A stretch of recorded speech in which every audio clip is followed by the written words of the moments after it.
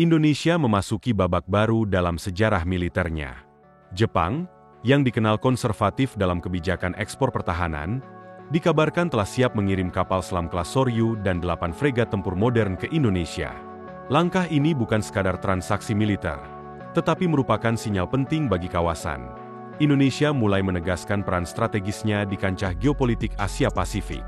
Kapal selam kelas Soryu, salah satu kapal selam konvensional tercanggih di dunia, bakal memperkuat armada bawah laut TNI AL. Dengan sistem propulsi AIP atau Air Independent Propulsion, Soryu mampu menyelam dalam waktu lama tanpa harus muncul ke permukaan, menjadikannya senjata siluman yang sangat sulit dideteksi. Ditambah lagi dengan torpedo Type 89 dan rudal anti kapal Harpoon, Soryu dirancang untuk menghancurkan lawan sebelum mereka sadar bahwa mereka diawasi. Selain kapal selam, Jepang juga menawarkan 8 kapal fregat dari kelas Hayabusa dan Abukuma. Kapal-kapal ini bukan patroli biasa.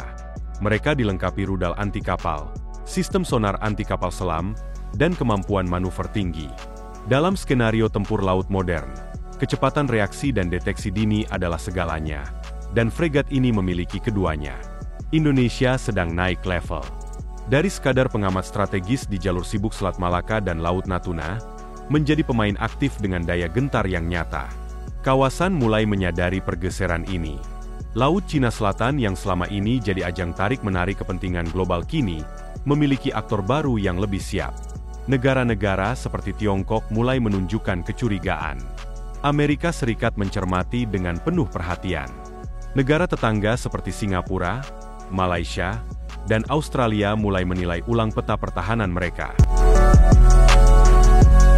Karena begitu kapal selam Soryu dan fregat Jepang berlayar di bawah dan permukaan laut Indonesia, maka pendekatan terhadap kawasan ini tak akan sama lagi.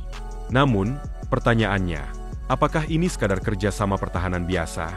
Ataukah kita sedang menyaksikan kemunculan aliansi diam-diam antara dua kekuatan Asia, Jepang dan Indonesia, yang bersatu untuk menyeimbangkan dominasi satu negara di kawasan? Langkah Jepang ini pun mengejutkan. Selama ini Jepang sangat berhati-hati dalam ekspor persenjataan, apalagi dalam jumlah signifikan. Tapi perubahan dinamika regional mendorong Tokyo untuk mengambil posisi lebih tegas. Mereka menyadari bahwa mengimbangi kekuatan besar seperti Tiongkok tidak bisa dilakukan sendiri. Mereka butuh mitra, dan Indonesia dianggap sebagai pilar kuat di Asia Tenggara. Letak geografis Indonesia di antara Samudra Pasifik dan Hindia, serta dekat dengan jalur perdagangan dan wilayah sengketa seperti Laut Cina Selatan, menjadikannya kunci strategis yang tak bisa diabaikan. Modernisasi besar-besaran TNI AL ini tak hanya memperluas jangkauan operasi dan daya tempur, tapi juga memberi pesan kuat. Indonesia siap menjaga wilayahnya dari siapapun yang mencoba mengganggu.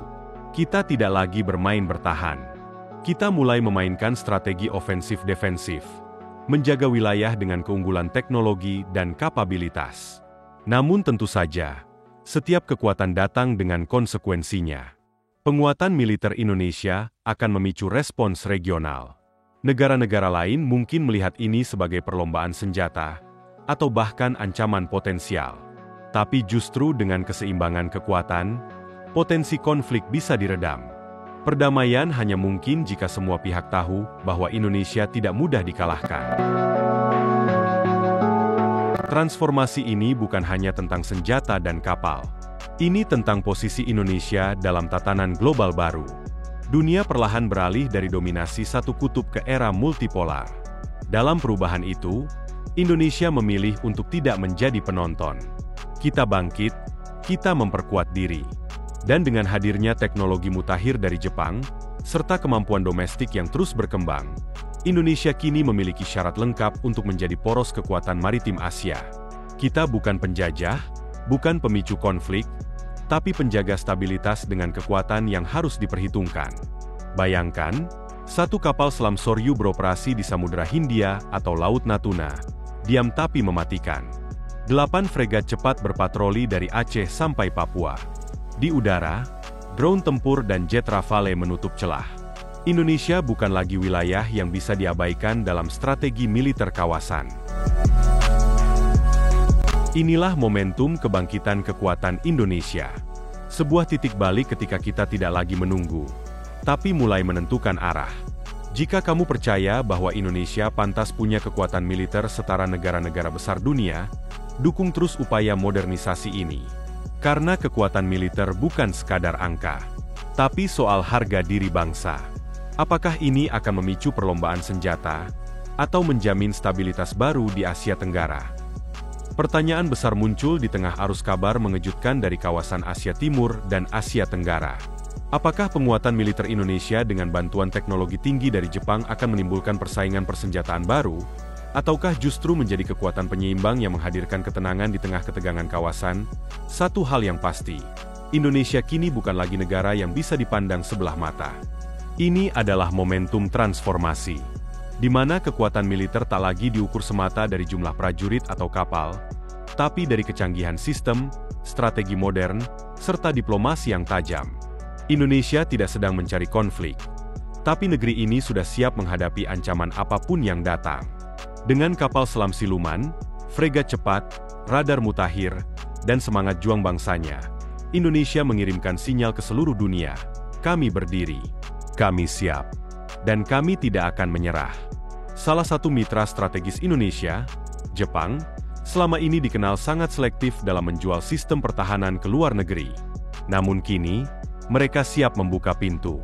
Kapal selam kelas Soryu, atau dikenal juga sebagai Soryu Class, menjadi bukti komitmen Jepang. Kapal selam ini merupakan kapal selam pertama Jepang yang menggunakan sistem propulsi independen dari udara, atau AIP, memungkinkan operasional di bawah permukaan tanpa perlu muncul dalam waktu lama. Beroperasi sejak 2009, kapal Soryu dilengkapi dengan baterai lithium-ion canggih yang menggantikan teknologi baterai timbal asam generasi sebelumnya. Ini memberikan efisiensi energi jauh lebih tinggi. Bahkan, versi terbaru Soryu dikabarkan menggunakan mesin Stirling buatan Kockums dari Swedia, teknologi yang selama ini menjadi kebanggaan armada laut Skandinavia. Sejauh ini, Jepang telah membangun 12 unit kapal selam kelas ini, mulai dari Soryu, Unru, Hakuryu, Kenryu, hingga Oryu. Masing-masing memiliki panjang sekitar 84 meter, dan mampu berlayar dengan kecepatan hingga 20 knot dalam mode penyelaman penuh. Menurut laporan Naval Technology, kapal ini juga membawa tabung torpedo kaliber 533 mm yang dapat meluncurkan torpedo Type 89, serta rudal anti-kapal UGM-84 Harpoon. Perangkat sensor serta sistem pertahanan elektronik yang dibawanya menjadikan kapal ini mimpi buruk bagi musuh. Karena kemampuannya yang luar biasa, beberapa negara telah menyampaikan ketertarikan untuk membeli kapal jenis ini. Negara-negara seperti Maroko, India, Taiwan, Norwegia, Belanda, hingga Australia dilaporkan telah membuka komunikasi dengan Jepang. Meskipun saat ini hanya Jepang yang mengoperasikan kapal Soryu, peluang ekspor di masa depan kian terbuka, termasuk kepada Indonesia. Mengapa hal ini penting? Karena saat ini, kekuatan bawah laut Indonesia masih terbatas. TNI AL hanya memiliki 4 kapal selam aktif, KRI Cakra 401, KRI Nagapasa 403, KRI Arda Dedali 404, dan KRI Alugoro 405. KRI Cakra adalah kapal selam tertua buatan Jerman, sedangkan 3 lainnya berasal dari proyek kerjasama dengan Korea Selatan melalui galangan kapal DSME. Khusus untuk KRI Alugoro, pembangunan finalnya dilakukan di galangan kapal dalam negeri, PT PAL Surabaya. Meski begitu, Indonesia masih mengalami kekurangan. Kebutuhan ideal TNI AL, menurut Kepala Staf Laksamana TNI Muhammad Ali, adalah 12 unit kapal selam. Dengan luas wilayah laut mencapai lebih dari 6 juta kilometer persegi, kekuatan armada bawah laut Indonesia saat ini belum mencukupi untuk menjamin pengawasan menyeluruh. Pembangunan kapal baru seperti kelas Scorpene dari Prancis memang sedang dirintis. Namun, proses pembuatan kapal semacam itu membutuhkan waktu antara 5 hingga 7 tahun. Karena itu, muncul rencana pembelian kapal selam interim sebagai solusi sementara sebelum kapal baru rampung. Laksamana Ali bahkan menyebut bahwa opsi pembelian dari beberapa negara telah dipertimbangkan. Dan Jepang, dengan Soryunya, menjadi salah satu kandidat paling ideal.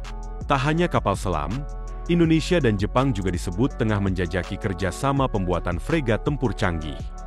Menurut laporan The Japan Times edisi 21 April 2025, Duta Besar RI untuk Jepang, Heri Ahmadi, menyatakan bahwa topik ini sudah dibahas di tingkat tertinggi pemerintahan, termasuk oleh Perdana Menteri Jepang Shigeru Ishiba dan Menhan Jenderal Nakatani dalam kunjungan terpisah mereka ke Jakarta. Lebih lanjut, Kepala Staf Pasukan Bela Diri Jepang, Jenderal Yoshihide Yoshida, juga dijadwalkan mengunjungi Indonesia pada akhir bulan ini untuk melanjutkan diskusi tentang potensi kerjasama strategis di sektor pertahanan laut.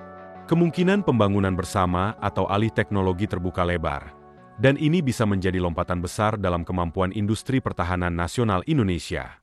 Jika kerjasama ini terrealisasi, maka Indonesia tidak hanya akan memiliki alat utama sistem senjata, alutsista, kelas dunia, tapi juga mendapatkan transfer teknologi, pengetahuan, dan pengalaman teknis yang akan berdampak jangka panjang.